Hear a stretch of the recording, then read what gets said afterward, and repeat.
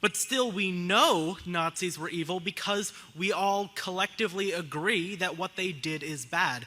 What you just said, though, just contradicted what you said earlier, because you said if the Nazis had won and convinced everybody that murdering Jews was right, you admitted that would still be wrong, even if everyone collectively agreed it was right. I have a couple questions. First, if morality is derived from God, then how do you account for different standards of morality among different countries and civilizations and over different periods of time? Yeah, excellent question. I think C.S. Lewis investigated that very question quite well in his book, The Abolition of Man, where he says that although there are differences among the periphery, he says that all major civilizations have agreed on an essential moral code. That you can't think of a society where, say, it was considered good that you double-crossed all the people kindest to you, or that you ran away from your friends in battle. He said you might as well think of a place where 2 + 2 = 5. You will not find a culture like that. But actually, the argument for morality doesn't require human agreement. If everybody disagreed with morality, that wouldn't mean that morality is somehow subjective. Imagine this. Imagine the Nazis had won World War II, Matthew, and took over the entire world and convinced everybody that murdering Jews was a good thing. Would that make it a good thing? Of course not. No, of course not, right? Because there's a standard beyond us. If we have morality wrong, that's not God's fault. That's our fault.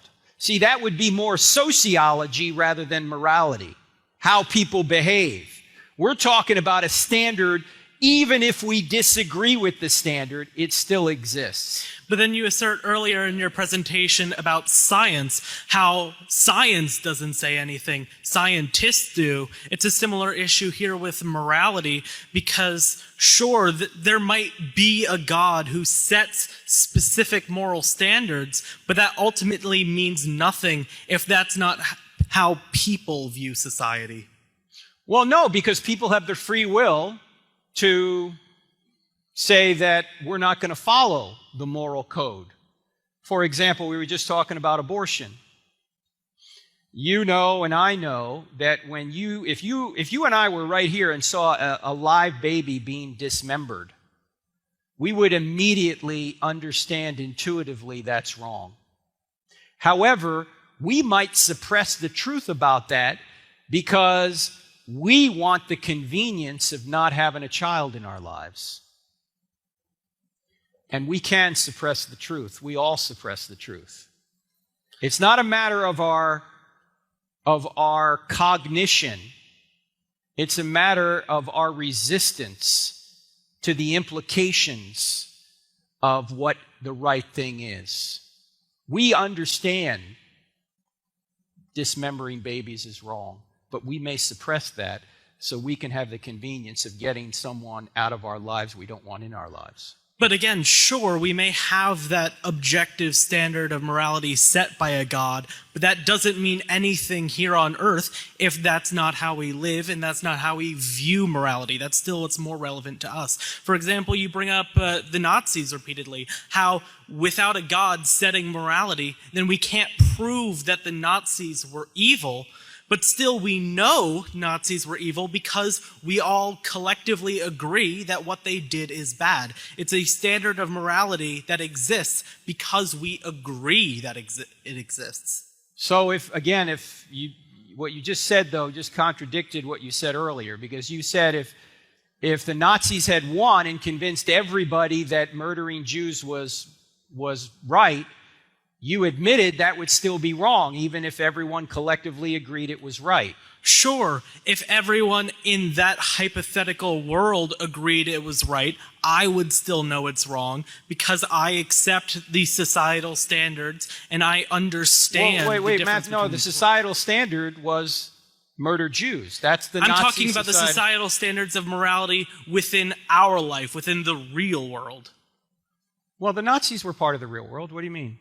Yes, but they didn't win. They didn't convince everyone on the planet that what they did was right. And we know, because everyone agrees that murder is bad, that we know that mass murder is also bad. Okay, it's like the philosopher Simone de Beauvoir asserts in her essay, Pyrrhus and Cineas, that ultimately, regardless of whether there is a God or not, there cannot be such thing as standards of morality set by God, because it's ultimately what we agree it to be, and what we agree it to be can change and can be wrong.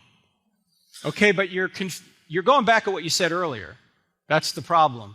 Because you said earlier that the Nazis would be wrong even if everybody agreed that what they were doing was right. Yes, and I'm saying that from the perspective of my life in the world where they didn't win. Okay, hang on. Let me finish the thought, Matthew. That would just be your opinion then. Yes, ultimately, morality is an opinion. It's okay, the societal opinion. All right, then stop right there. If it's just an opinion, then the Nazis weren't really wrong, correct? The Nazis were wrong because we all agree they were wrong. There was also millennia in history when people agreed that slavery was right. Yet, looking back on those times, we don't today agree that slavery was right. Okay. We know it was wrong because the societal let's stay on the standard Nazis of for just a second, Matthew. Let's just stay on the Nazis for just a second, okay? So you're saying that the Nazis weren't really wrong because the standard is just human opinion. And so if everybody, all humanity decides murdering Jews is right, you're going to say that's okay, correct? I would not say that's okay because okay, well, I'm you're contradicting your premise. Of our morality. You're contradicting the premise then, Matthew. Either the society decides what's right, or there's a standard beyond society that is right, and therefore you can judge societies by that standard. Which is your view?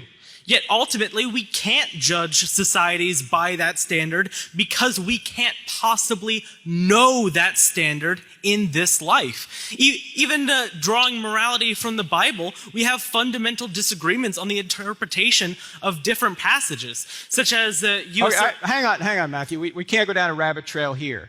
You just a few minutes ago had said that everybody agreed murder's wrong, and therefore mass murder's wrong.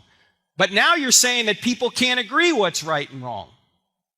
So which is it? I'm saying we can agree. I'm saying we can't know for certain if there is a God, what that God believes to be right and wrong. We simply cannot know that in our lives. Why? Why do you say that?